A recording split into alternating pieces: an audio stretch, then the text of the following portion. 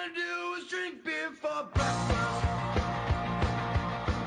All I wanna do is drink beer for breakfast. KPAM News Time 7:41. It is time for the first edition Beer Geek on News Talk 860 KPAM. There are now an incredible 190 breweries in the state of Oregon, and you can now read about all of them in one place. Joining us live on the radio is Brian Yaeger, author of the book appropriately titled Oregon Breweries. Brian, welcome to KPAM. Thank you, Tim. Good morning. Hey, great to hear your voice. Great to have you on the radio. Now, when you started out with this book project, with all that's going on in the Oregon craft beer industry, how did you go about getting it all into one place? Yes, that was not an easy task, and it was sort of that whole journey of 1,000 miles or 1,000 breweries thing. I just said start at one place, and I guess the short answer to your question is I built a really, really huge, complicated, time-consuming spreadsheet. Hopefully while you were having a pint. Yeah, this thing is like a multi-pint spreadsheet. I mean, with as fluid as the situation is when it comes to craft beer, I mean, were you worried at all that by the time the book went to press, there would be new places open that weren't in the book? Yes, and I sort of realized that no matter what, that was going to happen. But one of the things that I did is I like to say that I tried to write into the future.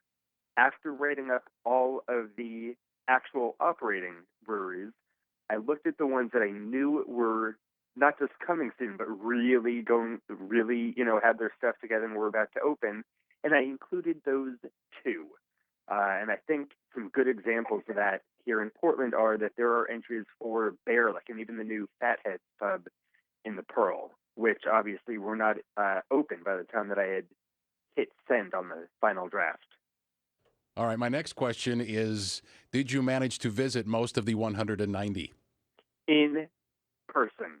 Really? It was my mission. Obviously, I didn't need to do it, and it would have been much easier if I didn't do it. But I thought, if I'm writing about not just the beers, of course, that's the primary focus of each entry, but really, I wanted to capture, what the people are like and what these places look like. And I couldn't do that, just sort of through a photo on the website or, I don't know, Google Earth. It was really important to me to really go and conduct the interviews in person at the breweries. And I would imagine the people behind the scene are just as interesting as the beer. Yes. Looking around, it hit me as I was working on it, but it really came into focus, so to speak, as I had finished, that some of the people who make our beer around the country are one of them is a puppeteer, a professional puppeteer. One of them was a professional bull rider.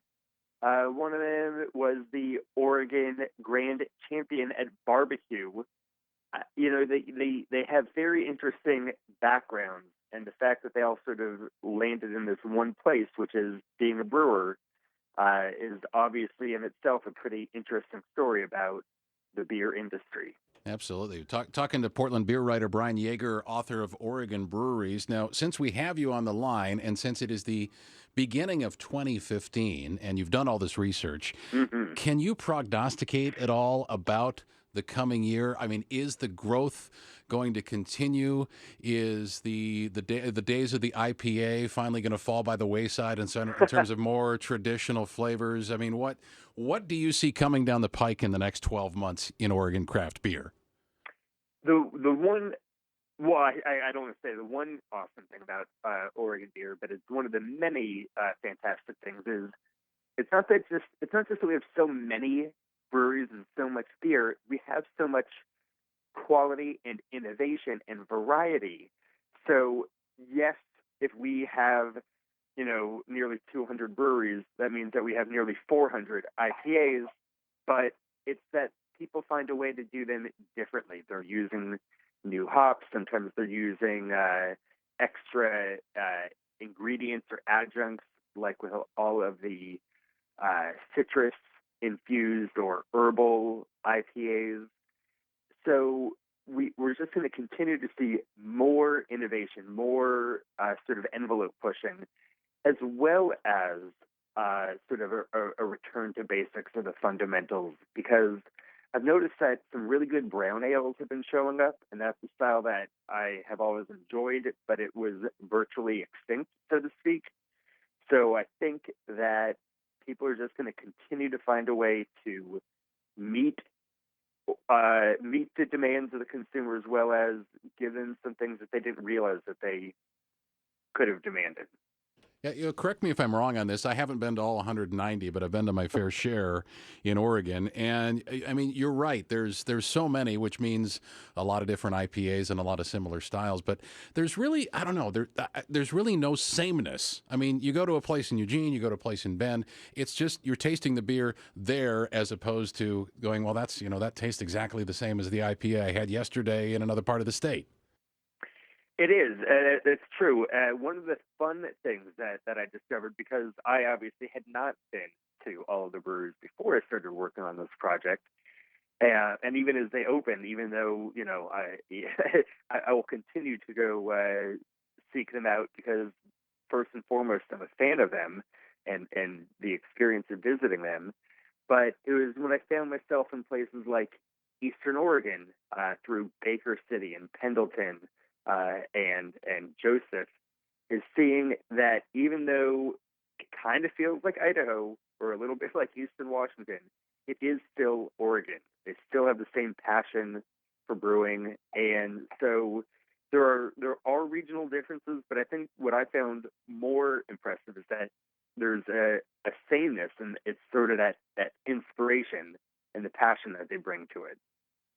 Absolutely. Well, hey, Brian. And the community, really. The community is always key. Right. It's like every community will embrace a brewery when it opens, no matter if it's Portland, if it's Bend, or right. You're right. If it's Joseph or Enterprise. And if it's good. Absolutely. Well, we've got high standards. That's for sure. That's it. High standards. There was no. Thank you. That's the way I wanted to put it. There was nowhere I went where I said, maybe this is good for this town. It was always, no, this is good for Oregon. Absolutely. We could talk for another hour, but I got to wrap it up. Brian, thanks so much for coming on the radio this morning. Absolutely. Thanks for having me. That is Brian Yaeger, Portland beer writer and author of Oregon Breweries, available at Amazon.com and a Portland bookstore near you. I'll put up all the information about Brian's book on my blog at kpam.com right after we wrap up the show at 9 o'clock. 7:48, we'll update your traffic, your weather, and bring you this day in Oregon history coming up.